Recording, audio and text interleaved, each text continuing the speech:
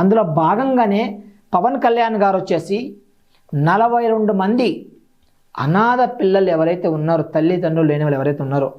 ఆ పిఠాపురం నియోజకవర్గం వాళ్లకు తను ప్రభుత్వం నుంచి తీసుకునే వేతనం ఏదైతే ఉందో ఆ వేతనం నుండి ఒక్కొక్క పాప బాబుకి నెలకు 5,000 రూపాయలు ఇవ్వడం అయితే, ఆర్థిక సహాయం అయితే చేయడం జరుగుతుంది. ఈరోజు ఎలా ఉందంటే ప్రభుత్వం ఇచ్చే వేతనాలు సరిపోవు, బయట దోసుకునే కమిషన్లు సరిపోవు, ఏది దొరికితే అది తీసుకునే ఈ రోజున్న రాజకీయ నాయకులను చూస్తుంటే పవన్ కళ్యాణ్ గారిని చూసి బుద్ధి తెచ్చుకోండి అని మనమందరం మిగతా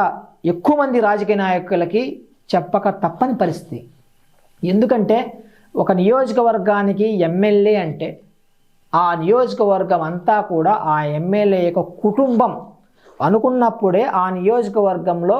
అభివృద్ధి ఒక పద్ధతి ప్రకారం నడుస్తుంది.